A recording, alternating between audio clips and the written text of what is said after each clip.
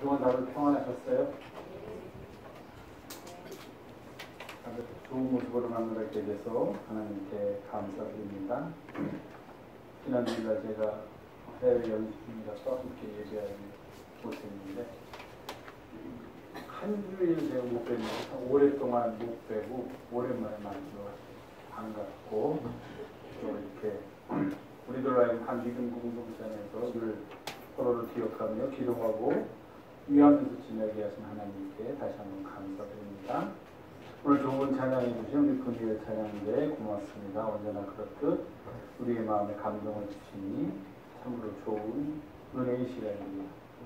우리 김소리, 이상은 두 교우께서 연주해 주신 날마다 숨 쉬는 순간마다 우리가 정말 하나님의 은혜를 경험하고 하나님께서 우리와 함께 하심을 감사할 수 있다는 그런 삶이 참으로 소중하고 은혜로운 삶이다 하는 그런 생각을, 그런 믿음을 갖게 하는 좋은 공헌 성도 감사 말씀드립니다.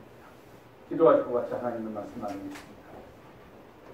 거룩하시고 고마우신 우리들의 주님, 오늘도 주 앞에 나와 저희들이 하나님을 예배하며 하나님의 말씀을 듣고자 합니다. 이 시간 주께서 우리의 마음을 열어주시었고 우리가 걸어가는 길 속에서 선포되는 말씀을 통하여 깨달음을 얻고 하늘길을 걷는 은혜의 자리에 들어설 수 있도록 인도하여 주시옵소서. 말씀을 전하는 자도 그의 부족함을 가려 주시옵고 전하는 자나 듣는 자 모두가 겸손히 주의 말씀 앞에 무릎 꿇고 귀 기울이는 은혜의 시간이 되게 도와주시옵소서. 우리 구 예수님의 이름으로 감사하며 기도하옵나이다. 아멘.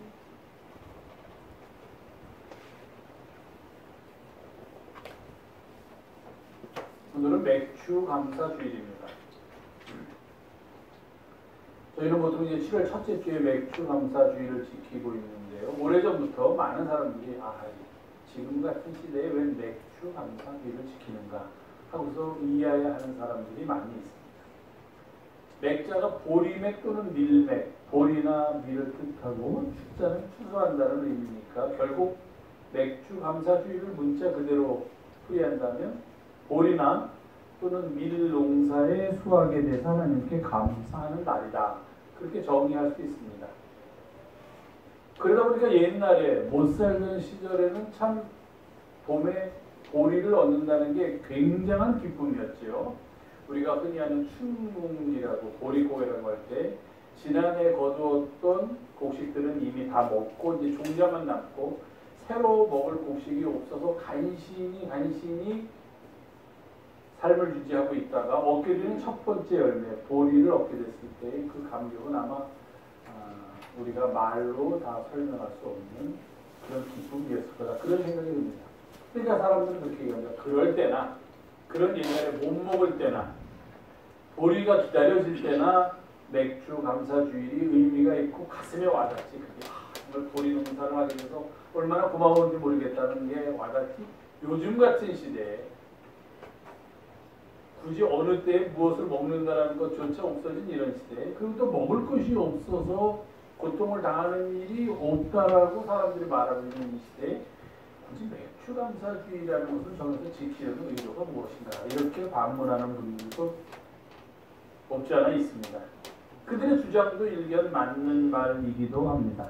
그러나 우리가 맥주 감사주일의 참뜻은 오늘 우리가 함께 공독한 성서 본문을 통하여 다른 곳에서 즉 보리와 밀의 수확뿐만 아니라 다른 의미에서 맥주 감사절의 의미를 찾을 수 있습니다. 7월이 되다 보니까 지난 6개월이 지나갔음을 깨닫게 됩니다. 2018년도가 시작된 것이 엊그제 같은데 벌써 6개월이 지나고 이제 또 다른 6개월, 남은 6개월을 향하여 나아가게 됩니다.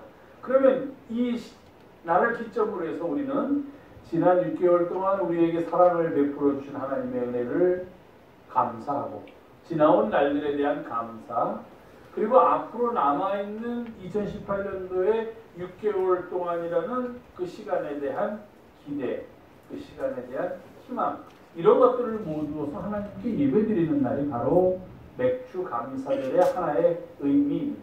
그래서 우리는 맥주 감사절을 지키고자 합니다. 굳이 해야 되는가 추수감사절이 있잖아요. 맞습니다. 그런데 맥추감사를 가지고 뭐잖아요. 뭐 6개월 만에 한 번씩 감사하는 거 그거 많이 감사하는 거 아니죠. 매일 해도 모자라요. 아닌데. 그래서 지난 6개월을 돌이켜보며 감사하고 새로운 6개월을 희망으로 하나님께 맡기는 날이 맥추감사절이다라고 그 의미를 부여할 수가 있습니다.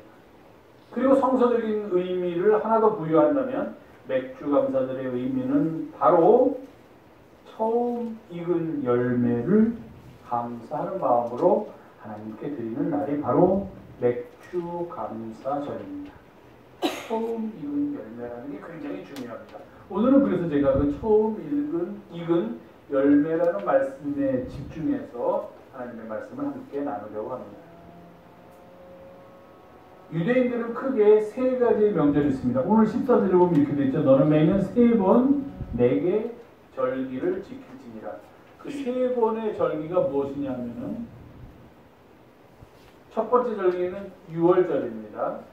그리고 중간에 이런 작은 절기가 있고 두 번째 절기는 바로 오늘 우리가 지키는 맥추절입니다. 세 번째 절기는 바로 수장절 또는 장막절, 초막절이라고 나와 있는 저 절기입니다. 빨간 걸로 표시된 세 가지 절기, 6월절, 맥추절, 그리고 오늘 본문에는 수장절이라고 되어 있지만 또 다른 말로는 우리가 장막절 또는 초막절이라 그렇게 이야기할 수 있습니다.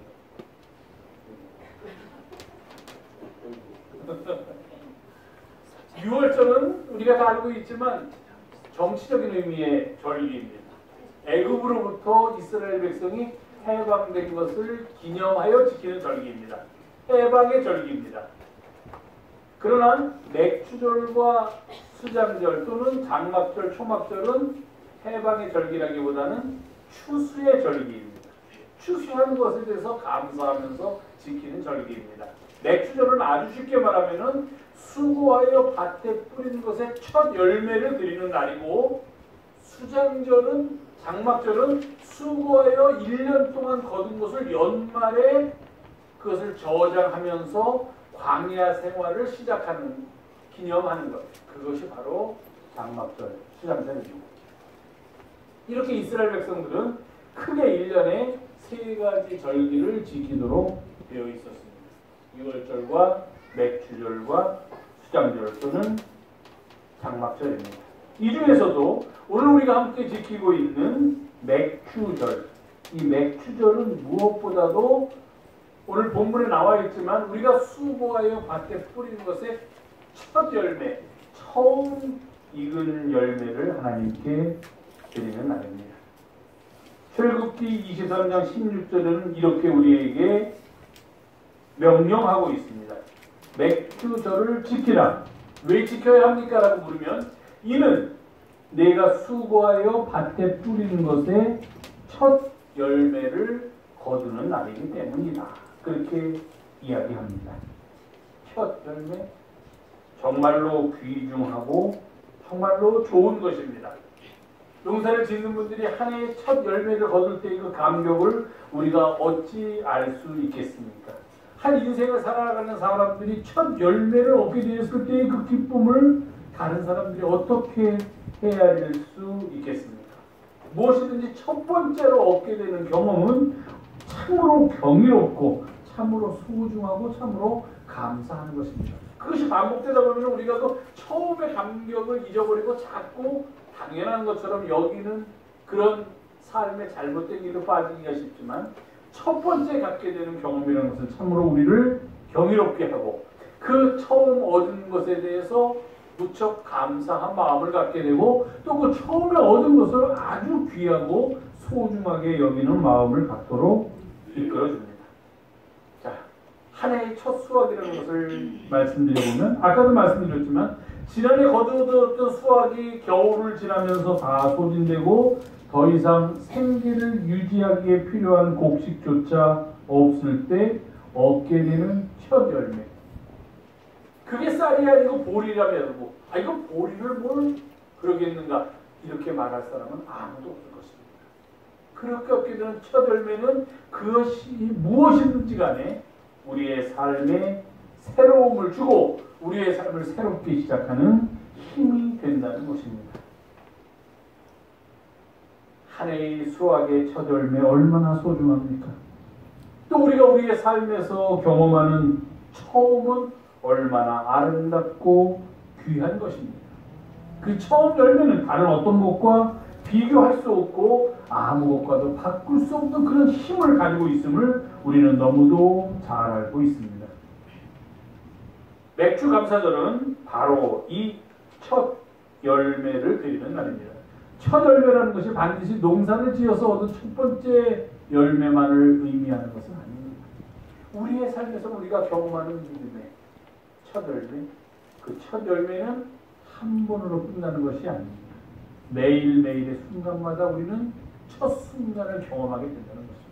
믿음의 첫 순간을 경험하게 되고 만남의 첫 순간을 경험하게 되고 감사의 첫 순간을 경험하게 됩니다. 그 소중한 처음 열매를 하나님께 드리는 날이 바로 오늘입니다. 내가 가진 것이 여럿이 있을 때, 그리고 넉넉할 때 그 중에 하나를 골라가지고서 하나님께 드리는 것 또는 다른 사람에게 주는 것은 그렇게 어려운 일이 아닐 수도 있습니다. 왜? 아직도 나에게는 많은 것이 남아있으니까. 내가 더 소중히 여기는 것은 놔두고 그렇지 않은 것, 좀 덜 소중히 여기는 것을 줄 수가 있기 때문에 괜찮습니다. 내가 가진 것이 여럿 있을 때. 그러나 만약에 첫 열매는 어떡하겠습니까? 그리고 이 첫 열매가 다른 어떤 것과 바꿀 수 없이 아주 귀한 것이라고 내가 여긴다면은 과연 그 첫 열매를 드릴 수 있을까? 만약에 어떤 사람이 그렇게 소중하고 고배로운 첫 열매를 하나님께 드린다면 그 드릴 때 그의 심정은 과연 어떤 것일까? 우리가 과연 그것을 헤아릴 수 있을까? 처음은 마치 하루를 시작할 때의 아침과도 같은 것입니다. 처음은 마치 계절을 시작할 때의 새 봄과도 같은 것입니다.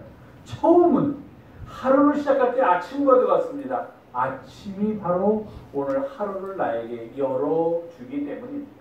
처음은 계절을 시작할 때의 첫 계절과 같습니다. 새 봄과도 같습니다. 이제 앞으로 다가올 계절들을 나에게 열어주기 때문입니다.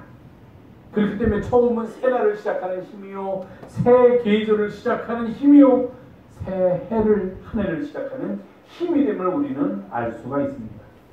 인생을 살아간다는 것은 과연 무엇일까? 그것은 끊임없이 우리의 삶에서 처음을 만들어가는 작업이라고 어떤 철학자는 이야기했습니다.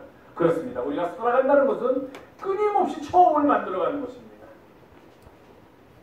마치 알을 깨고 새 한 마리가, 병아리 한 마리가 이 세상을 태어나서 새로운 세상을 만들었지. 마치 얼어붙은 땅 속에 숨겨져 있던 새싹이 봄이 되어서 그 동토를 뚫고 올라와서 새봄의 기운을 만나듯이, 그렇게 처음은 우리에게 새 삶을 열어주는 힘이 된다는 것입니다. 그 열매는, 처음 익은 열매는, 처음 거둔 열매는 그래서 무엇과도 바꿀 수가 없이 소중한 것입니다. 그런데 오늘 출애굽기에서는 이 첫 열매를 하나님께 드리는 것, 그것이 바로 우리의 믿음의 시작이라고 이야기합니다. 그렇습니다. 삶의 깊이와 삶의 너비와 삶의 섭리를 하나님으로부터 찾으려는 사람들이 처음을 만났을 때 보이는 몸짓은 무엇인가? 그 처음에 얻은 열매를 하나님께 드리는 것입니다. 처음 열매는 귀하고 아깝고 보배로운 것입니다. 그리고 그 처음 열매는 저절로 하늘에서 뚝 떨어진 것이 아니라 오늘 본문에 나오듯이 우리가 수고하여 밭에 뿌린 것입니다. 그런데 바로 그 첫 열매를 하나님께 드리는 것이 우리가 걸어가야 할 마땅한 인생의 길이라고 오늘 출애굽기 본문은 우리들에게 이야기하고 있습니다. 그리고 그런 일을 하는 날이 바로 맥주 감사 주일, 우리의 첫 열매를 드리는 날입니다. 그 첫 것으로 우리의 삶은 또 새로운 시작을 경험할 수 있기 때문입니다. 매일을 처음 만나는 것처럼 한번 경험해 보세요. 날마다 그저 똑같은 날이 나에게 다가온다라고 생각하지 마시고 이 날은 또 나에게 어떤 경험을 줄까, 어떤 삶의 모습을 보여줄까. 마치 처음 만나는 어린아이가 무엇인지 보면 어린아이에게는 다 처음 보는 것입니다. 새롭습니다. 우리는 그저 당연한 것처럼 여기는 것도 그들에게는 신기한 것입니다. 이것이 무엇일까? 어디에 쓰는 것일까? 만져서는 안 되는 것도 만지게 되고 해서는 안 되는 거 하게 됩니다. 그 새 것이 처음 만나는 것이 너무도 경이롭기 때문입니다. 우리도 우리의 날들을 그렇게 처음 만나는 것처럼 경험하면서 살아갈 수 있다면 날마다 살아가는 우리의 삶은 경이로, 기쁨으로, 놀라움으로, 감격으로, 감동으로 가득 찰 수 있다는 것입니다. 그래서 그렇게 경험하는 순간순간마다 우리가 만나는 처음의 열매를 우리가 할 일은 하나님께 드리는 것. 그것이 우리 믿음의 자녀들이 해야 할 일입니다. 자, 제가 여쭤보겠습니다. 2018년 중에서 6개월이 지났습니다. 자, 지난 6개월 동안 우리가 하나님께 오늘 드릴 수 있는 처음 익은 열매, 무엇 드릴 수 있습니까? 혹시 말씀하실 거 있어요? 난 이것을 지난 6개월 동안 내가 하나님께로부터 받은 처음 익은 열매라고 생각하고 하나님께 드리고 싶다 하는 것 혹시 있으십니까? 저는 남북이 서로 만나서 화해를 위해서, 평화를 위해서 몸짓이 시작된 것, 이것을 올해 하나님께 드릴 처음 익은 열매가 아닐까, 그런 생각을 해봅니다.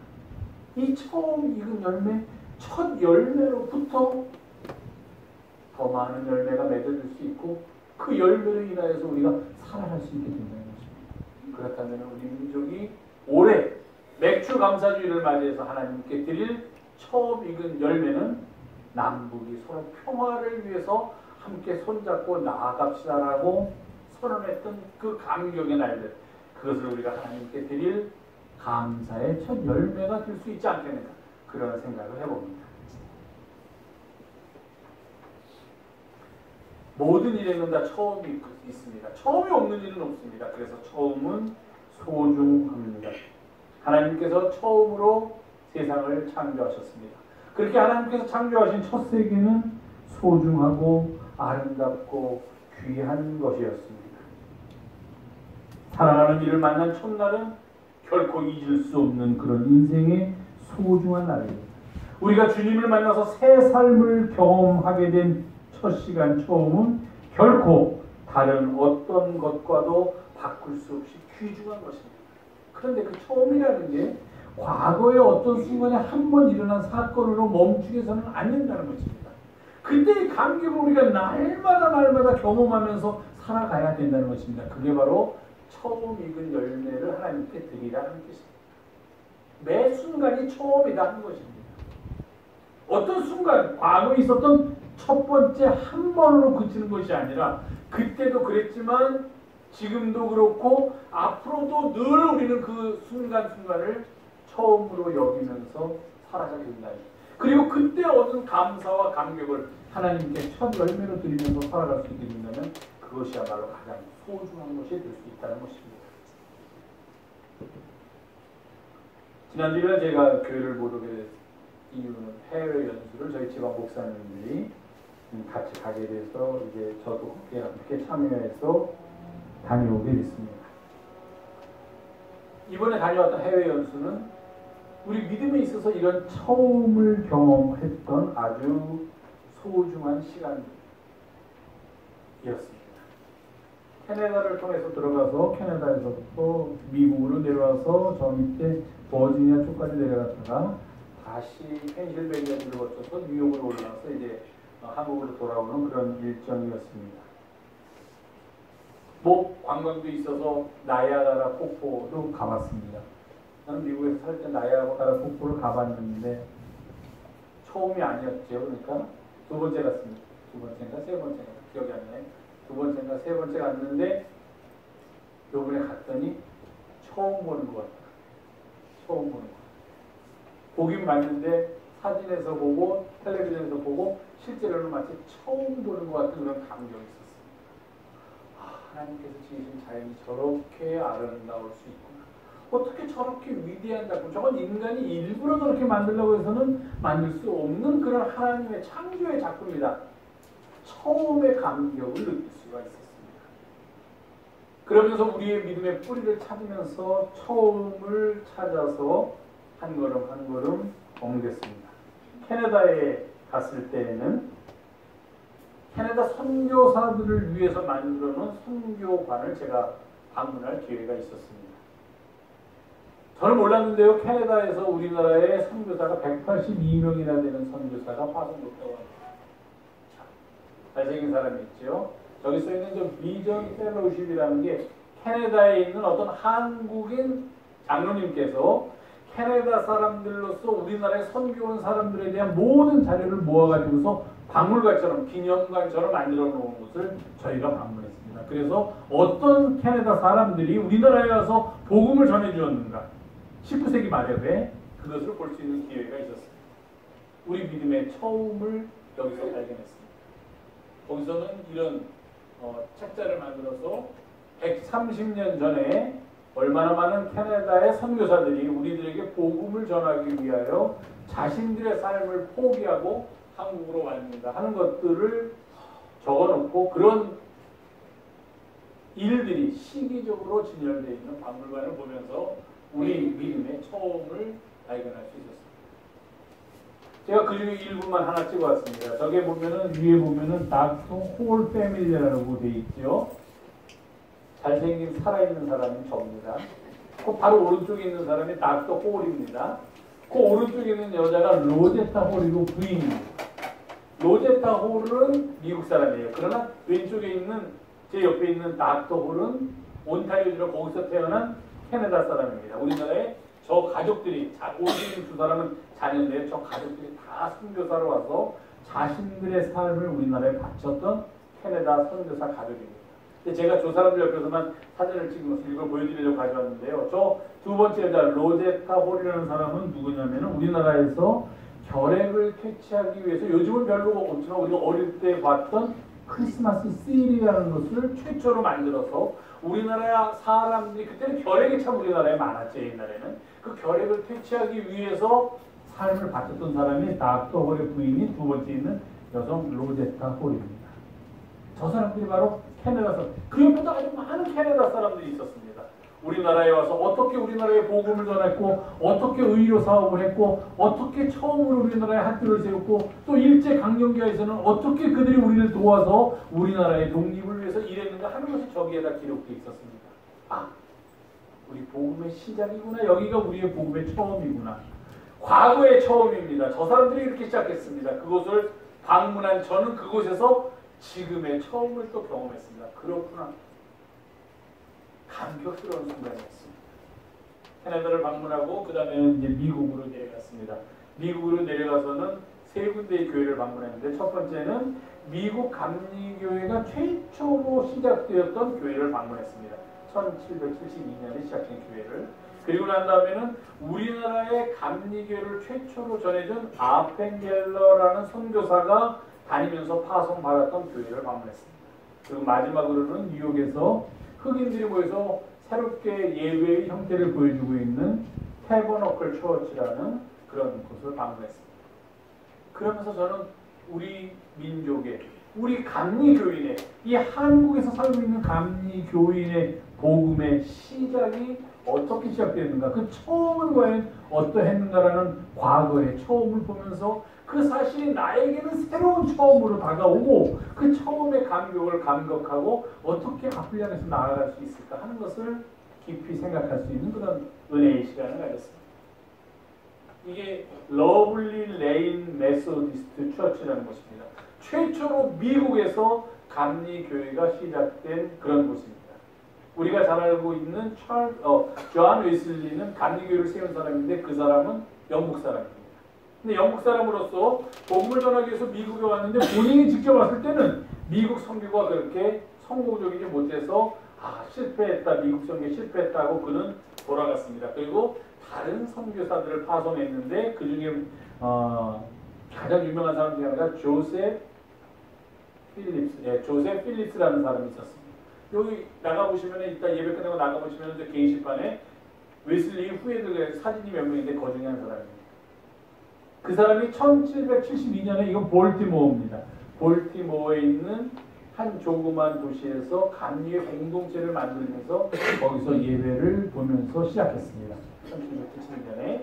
그리고 1784년에 그때 평신도로서 저곳에서 열심히 사역을 감당하고 있던 프랜시스 에스벨이라는 사람이 있었는데, 에스벨은 아주 유명한 사람입니다.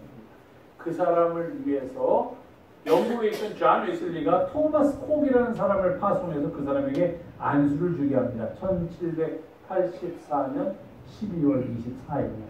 그래서 이것을 감리교에서는 크리스마스 컨퍼런스, 크리스마스 연회라고 합니다. 연회는 저도 1년에 한 번씩 참석하지만 여러 교회들이 한꺼번에 모여서 회의를 하는 그런 감리교의 가장 중요한 제도가 연회입니다.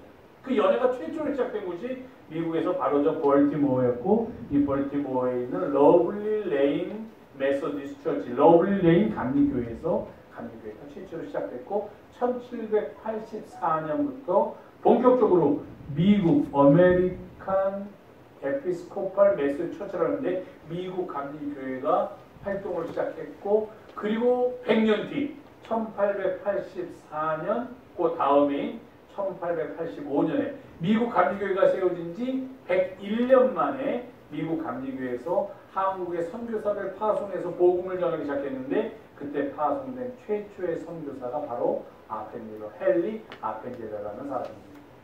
그래서 이건 교회가 1784년에 이제 지금 교회는 아니지만 그때부터 이곳에서 교회가 있었다고 합니다. 교회가 아주 아름다워서 거기 들어가서 저희들이 교회를 둘러봤는데, 미리 예약을 하려고 했는데 예약이 안 됐다고 해서 거기 목사님은 만나 뵙지 못하고 그냥 저희들이 들어가서 거기서 제공해주는 자료들을 보면서 주변을 둘러보면서 이 교회가 어떻게 시작되었고 이제 어떻게 진행되었구나 하는 것을 알 수 있습니다. 저 사진이 어떤 사진인지 잘 안 보여요. 교회 아니에요? 사람은 없어요? 있어요. 사람들이 저기 앉아 있는 사람들이 이제 저희 같이 갔던 목사님들, 사모님 이 얘기입니다. 예, 이 앞에 앉아 있는 게 전에 기억이니까 이제 미국 교회 목사님이 나오셔가지고서 설명을 해주면은 이제 제가 그래도 미국에서 좀 살았기 때문에 통역을 하고 하기 위해서 봤는데 그날은 미국 교회 목사님이 안 계시더라고요. 그래서 또 설명해 줄 사람도 아무도 없어가지고 제가 거기 일하시는 분한테 자료를 몇 가지 얻어가지고서 그 자료를 번역해가지고 이제 같이 가신 목사님들한테 설명해 주는 모습이고, 저게 그 교회당 아닙니다. 그러니까 1784년에 설립된 교회니까 굉장히 오래된, 그리고 미국 최초의 감리교회입니다. 이게 교회인데 이제 아마 그 후에 많은 공사를 거쳐가지고 천장에 저렇게 아름다운 벽화도 그려져 있는 아주 좋은 교회인데, 굉장히 크고 감리교회가 시작된 교회니까 전에는 굉장히 그 교세가 컸는데 요즘은 교세가 많이 줄어들고 백인들 위주의 교회인데 백인들이 다 볼티모어에서 이제 외곽으로 떠나고, 이거 볼티모어 시내 한가운데 있었는데요. 이제 다른 다인종들이 들어와서 주로 대부분의 회중을 이루고 있고, 지금은 한 200여 명의 회중이 모여서 예배드리면서 선교 사업을 감당하고, 굉장히 요즘은 교회들이 많이 그 기능을 바꿔서 예배드리는 기능도 있지만 사회를 위해서 사회 선교하는 기능을 많이 감당하고 있습니다. 그런 일을 하고 있다는 것을 자료를 통해서 알 수 있습니다. 그리고 난 다음에 이 조금 아까까지 본 게 미국 최초의 감리교회라면 이 교회는 First United Methodist Church, 우리가 보통 제1교회입니다. 이게 제1감리교회입니다. 제1감리교회는 어느 지역에 갔는지 다 있습니다. 이거는 펜실베니아의 랭카스터라는 지역에 있는 제1감리교회인데, 저희가 여기를 방문했는데 여기를 방문한 이유는 바로 우리나라의 최초로 감리교회에서 파송된 선교사였던 헨리 아펜젤러가 다녔던 교회, 그의 믿음을 키워줬던 교회, 그가 결혼했던 교회, 파송했던 교회가 바로 이곳이었기 때문에 우리의 뿌리를, 우리의 처음을 찾아서 이 감리교회를 저희가 방문했습니다. 이것은 아까 거는 볼티모어에 있었고요. 메릴랜드라는 주에 볼티모어에 있던 교회고, 이거는 거기서부터 또 차로 한참 이동을 해서 펜실베니아의 랭카스터라는 곳에 있었던 교회를 방문했습니다. 감리교회의 처음을 여기서 만났습니다. 그 교회 예배당 아닙니다. 이제 그때는 마침 이 교회에 담임 목사님이 계셨습니다. 저희가 방문했을 때. 그래서 저희는 담임 목사님이 안 계시면 그냥 밖에서 그냥 보고 예배당에가 둘러보고 오려고 그랬는데 마침 담임 목사님이 계시고 우리가 한국에서 왔다 보니까 굉장히 호의를 갖고 우리를 맞아주셔서 저희들을 본당으로 안내해 주셨고 제가 갔던 이유인데요. 제가 미국에서 살다 와서 미국이라서 이번에 안 가려고 했는데 갔던 이유인데 이제 저 사람이 한국말을 안 배웠더라고요. 저 미국 목사님이. 그래서 영어로만 하니까 또 우리 같이 간 사람들은 영어를 안 배우고 한국말로만 해가지고서 제가 그냥 그 중간에서 저 사람이 영어로 말하면 한국말로 바꿔가지고서 우리 목사님들한테 말씀드리고 또 우리 한국 목사님들이 궁금한 거 있으면 질문하면은 그것도 저 미국 목사님한테 영어로 말씀드리고 해서 제가 그런 일을 하기 위해서 이번에 사실 갔는데 조그맣게 그 러블리레인 처치에서는 목사님이 안 계셔서 그냥 안 해도 되고 편했는데 이 랭카스터에 있는 아펜젤러 파송교회에서는 저렇게 담임 목사님이 직접 나오셔가지고 여러 가지 설명을 해주셔서 그 설명을 통해서 우리 감리교회 시작 아펜젤러라는 선교사가 우리나라에 어떻게 왔는가. 이 아펜젤러라는 선교사가 우리나라에 최초로 감리교를 전파된 우리가 감리교니까요. 전파된 선교사입니다. 1885년 4월 5일이 바로 부활주일이었습니다. 그해 부활주일날 인천으로 배를 타고 들어왔습니다. 들어오기 직전 1884년까지 이 교회에 다녔습니다. 그 대학원을 다니면서 드루 유니버시티라는 데서 대학원에서 공부를 하면서 교회는 이 교회를 다녔고 이 교회에 있던 부인하고 만나서 결혼을 했고 그리고서 결혼한 지 몇 개월 뒤에 이제 한국으로 이 사람이 떠나오게 되고 나중에 떠나온 다음에 그 부인은 아직 랭카스터에 남아 있었는데 이곳에 여기서 이제 아기를 낳게 되고 근데 이 아펜젤러 선교사는 우리나라에 와서 한 17년 정도 선교를 하다가 목포에서 배를 타고 일본 배를 타고 갔는데 다른 일본 배하고 이렇게 부닥칩니다. 그래가지고 배가 침몰해요. 근데 물에 빠졌는데 이 아펜젤러 선교사는 뭐 수영을 잘했는지 어땠는지 나왔습니다. 살아서 나왔는데 그 배에 함께 타고 있던 여학생 하나가 물에 빠져서 허우적대니까 자기는 이미 살아있는데 그 여학생을 구하려고 들어갔다가 그만 여학생도 죽고 아펜젤러 선교사도 거기서 42세인가를 일조해가지고 일찍 세상을 떠나게 됩니다. 그래서 이제 그 뒤를 이어서 그의 부인과 그의 딸이 앨리스 아펜젤러라는 딸이 아주 한국을 사랑하면서 그 사람은 이제 그 부인이 한국에 와서 낳았습니다. 그래서 아마도 사람들은 생각합니다. 우리나라에서 태어난 최초의 서양 아이가 아펜젤러 선교사의 딸인 그 앨리스 아펜젤러일 것이다. 그렇게 추측을 하고 그 앨리스 아펜젤러는 우리나라에서 교육 사업을 많이 하면서 이화 여자 대학교의 2대 총장으로 오랫동안 사역을 감당했던 사람이 바로 우리나라의 최초로 복음을 전했던 아펜젤러 선교사의 딸입니다. 그 아펜젤러 선교사가 출석했던 교회 그래서 그를 기억하는 사람들이 아직 있느냐 아닙니까? 아직 거의 없고 90세 넘은 노인들이 몇 있는데 그 사람들도 그냥 잘 이렇게 가물가물 기억을 잘 못하고 있다. 그러나 자기들이 교회에서 신문이나 여러 가지 자료들을 통해서 아펜젤러 선교사에 대해서 주변에 이야기해서 주변 사람들은 이 교회가 아펜젤러라는 사람이 다녔던 교회고 그 아펜젤러라는 사람이 한국에 선교사로 가서 한국의 복음을 전했고 한국의 감리교는 바로 그 아펜젤러라는 선교사에 의해서 설립되었다 하는 것을 다 알고 있다는 그런 얘기들이었습니다.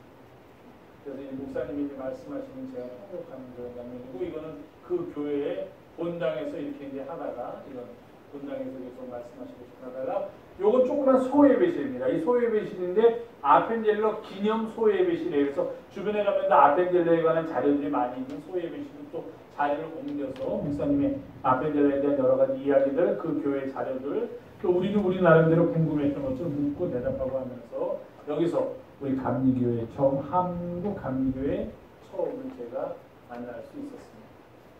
굉장히 열정적으로 제가 했네요. 몰랐는데 나중에 사진을 찍고 보니까 저분이 미국교회 목사님이고 이게 이제 거기 그 지금 있던 그 아펜젤러 기념 소예배실에 있던 흉상입니다. 아펜젤러 아주 잘생겼어요. 근데 실제는 저보다 조금 못생겼는데 잘생기게 만든 흉상이 거기 있어요.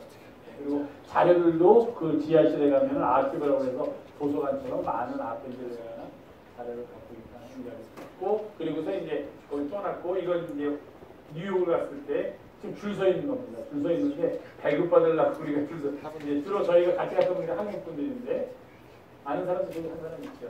잘 안 보이시지만 이제 뭐 때문에 줄 서냐면은 예배당 예배 드리러 들어가려고 줄 서는 거예요. 주일날. 그 태블라클 처치라는 데는 9시 예배가 있고 11시 예배가 있고 1시 예배가 있더라고요. 그래서 저희는 11시 예배 참석하려고 10시쯤 여기 도착했어요.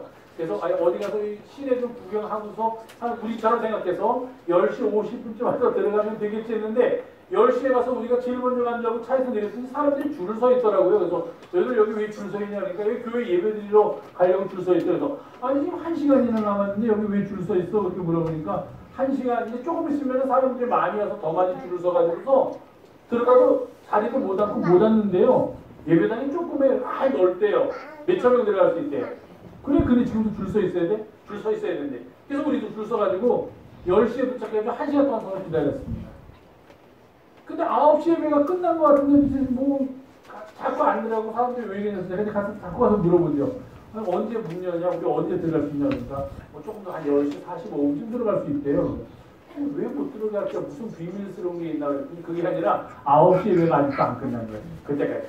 그래서 10시 45분 되니까 그때 또 문이 열리는데 그 9시 예배를 드렸던 사람들이 막 나오기 시작하니까 그 사람들하고 같이 하면은 이제 다칠까봐 그 사람들이 다 나간 다음에 우리 저희들 들어가게 하더라고요. 이제 11시부터 예배가 시작됐는데 이제 여기는 좀 찍어 올라올 테니 못 찍게 하더라고요. 사진을. 요것만 그냥 1년 3호가 그냥 몰래 찍었는데 딱 찍자마자 어딘가에 있던 옆에 있던 그 안내하는 분이 오시더니 사진 찍으면 안 된다고 아무거나 그래서 더 이상 못 찍었는데 저 앞에 보라색처럼 보이는 데가 저게 성가대석이에요. 한 100여 명? 100여 명? 훨씬 더 앉을 수 있는 한 200~300명 앉을 수 있는 앞에 성가대석이 있고 이쪽에 지금 보이는 사람들 사이 이쪽에 있는 데가 회중석입니다. 몇천 명이 들어가서 앉을 수 있어요. 근데 저희가 11시 예배 갔는데 정말 꽉 차고 막 서 있고 못 들어온 사람들도 많이 있었어요. 근데 저기는 좀 이제 특별하게 예배를 드리는데 저 찬양대가 찬양을 다 같이 한 뭐 몇 곡을 하고 난 다음에 또 어떤 분이 나와가지고 또 그냥 아주 예배를 요즘 우리가 얘기하는 열린 예배처럼 해요. 목사님도 양복도 안 입고 남방 같은 거 입고 나와가지고 뭐 왔다 갔다 하면서 하다가 이제 그래도 기도도 있고 또 성가대 특별 찬양도 또 그 다음에 있고 또 어떤 여자분이 나서 간증하면서 찬양도 하고 목사님이 설교 말씀도 하고 그러면서 이제 예배를 정말로 우리도 11시에 가서 앉았는데 12시 40분이 넘어야지 끝나더라고요. 1시간 40분 하더라고요. 찬양하면서.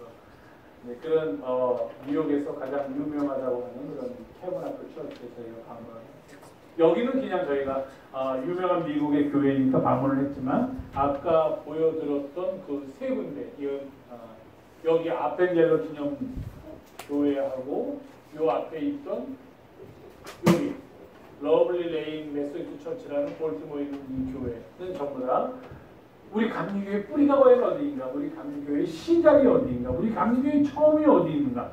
물론 과거의 처음입니다. 1784년이면 그로부터 지금 한 300년 이상 흘렀지만 과연 우리의 시작은 어디 있는가 하는 것을 경험할 수 있었고 과거의 처음의 자리에 가서 저는 지금의 처음을 또 느꼈습니다.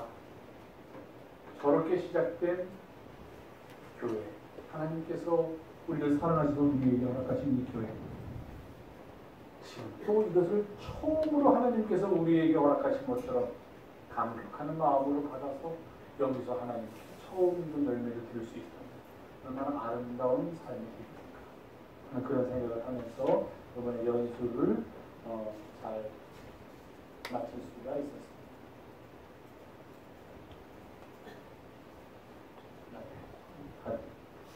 마무리하겠습니다.